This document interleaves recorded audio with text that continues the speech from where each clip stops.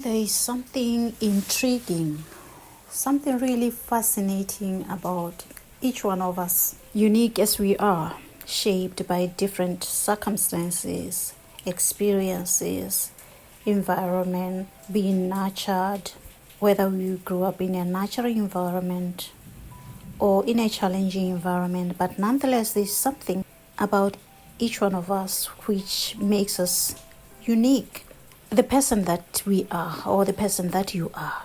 So, within each one of us, there are different parts within us. There are different parts within you. Have you noticed there is some part of you that you tend to welcome? Some part of you, some parts of you that you tend to welcome, that you tend to move towards, that you tend to embrace, that is gives you comfort. You are comfortable with those parts of you, such as, if I may give an example, your intellectual ability, the intellectual part, your achieving part, our intellectual part, our excelling part, ability to be assertive, to express what we want, what we need, who we are, the part that makes it easier for you even to connect with others. While at the same time, there are other parts of you that you tend to battle with, or to try and move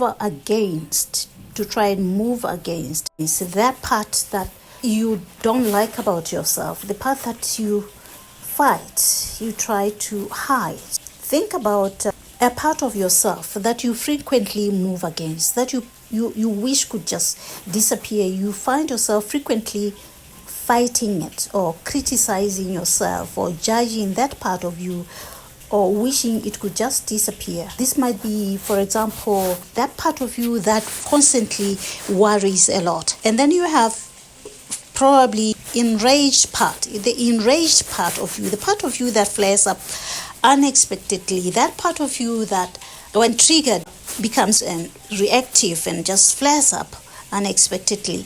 And assess and examine if you have the part of you that is people pleasing, the tendency to just please people, whilst at the same time probably even ignoring your own needs. Your people pleasing part, your anxious part, your enraged part that often shows up when you are angry, when you are triggered, your critical part that tends to not judge you but judging other people, where you could be in a place and you always find something to say that is negative about other person.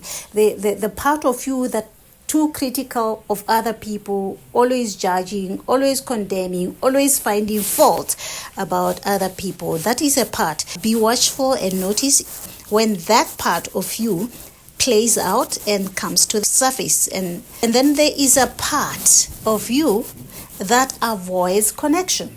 Do you have that part? Have you noticed that part of you that avoids connections, that withdraws, that isolates, that avoidant? Yes, somebody may say it depends on the situation, it depends on the people I'm around, it depends on the environment, it depends on, it's situational, it may depend on what is going on in my life or at that particular time. Nonetheless, you do have that part that sometimes withdraws, and start noticing if it has become a pattern and how often it occurs, how frequent that happens, and how you feel deeper on the inside of you emotionally when that part takes control of your life. Then you have your perfectionist part that is never satisfied with whatever you have achieved, whatever success, whatever compliments. People may be telling you are pretty, you are beautiful, you are awesome, you are all that, but no, you don't seem to believe what they are saying, what others are seeing, which you may be blinded to. Remember, there are those things that we are aware of, that we can see, and those that we may not be aware of, while other people may be able to see them in us. So there is that perfectionist part that always drives you. There is a good thing about it, and sometimes a negative thing about it. The good thing about the perfectionist part of you, it drives you. It keeps you to want more, to want to achieve more, to fulfill more, to venture into different things, to become successful, and to be good at what you do, and to find a niche, and to be self-driven, self-motivated. That's the perfectionist part of you.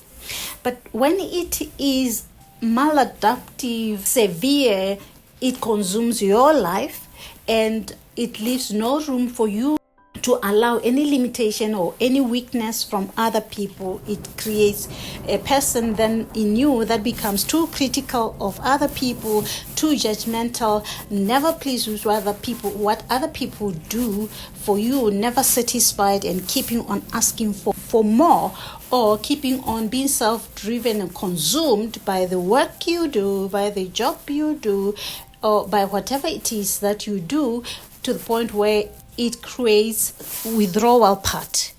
It augments the withdrawal part and creates self-isolation, and where it appears like you're ignoring other people. You don't have time for your family, you don't have time for your partner, you don't have time for your children. You only have time for this perfectionist aspect or part of you that want to excel, and you become consumed by your job to the point of the family paying a price by feeling neglected, feeling abandoned, feeling isolated, feeling lacking your presence and your emotional support, and sometimes even your physical presence.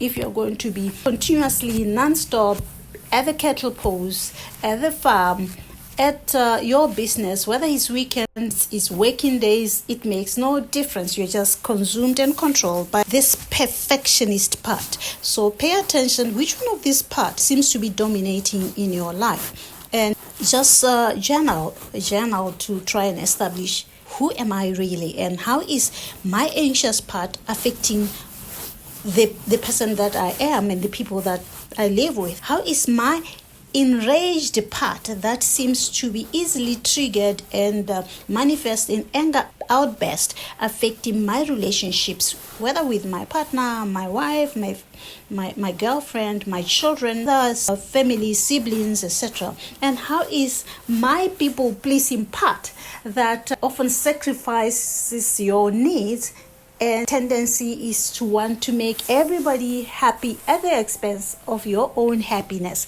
where you can never really stand your ground and say no. Even when you don't have what people are asking for, you can't say I don't have. You rather go an extra mile, go out of your way to give your last cent when you don't have anything yourself, and after that be struggling to have fuel, be struggling to go to work, be struggling to eat, be struggling to pay rent, when you did what? When you gave the last money that you had to help somebody because you wanted to please the person, you wanted to please the people. You could never really say, not this time, I'm unable to help, because you feel guilty when you say no. And that means if your people pleasing part dominates and takes more control of your life, you are going to find yourself being disadvantaged, depleted, being overwhelmed, exhausted by people always asking, and you failing to say, no, I'm not able to help. And the critical part of you, paying attention to it, as well as it tends to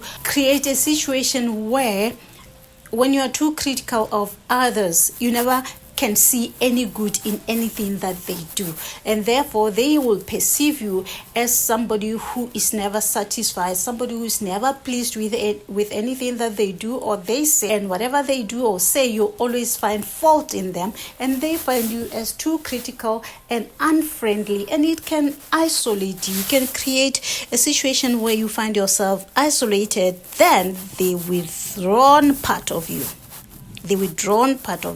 that avoids connections, can leave you all isolated, and you become prone to loneliness, inability to make friends, inability to sustain friends if you made friends, because they will find you as an open person today, and then you feel uncomfortable, then you withdraw back into your cocoon, and then they start misinterpreting that as you be unfriendly, not wanting them as friends anymore, when probably allowing yourself to be in their presence left you depleted and without any energy. And that's the reason you could be withdrawing and needing to re-energize. So pay attention at these areas, especially the areas that you tend to move against. Moving against your anxious part, your enraged part, your people-pleasing part, your critical part, withdrawn part, your perfectionist part. The tendency is for us to try and move away from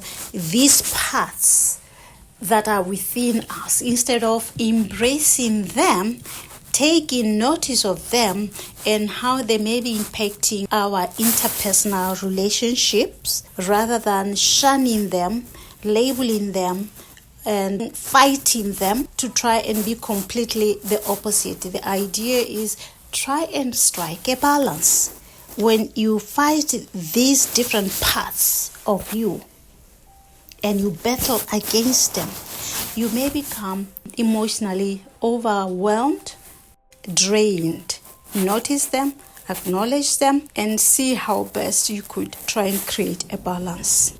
Notice which part of you, which of these parts do you tend to battle with the most? Which one of these parts do you tend to battle the most? Reflect on that.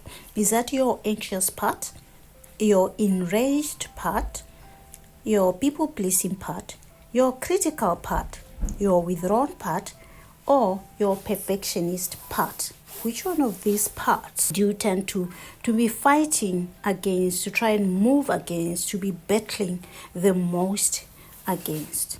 Till next time, bye.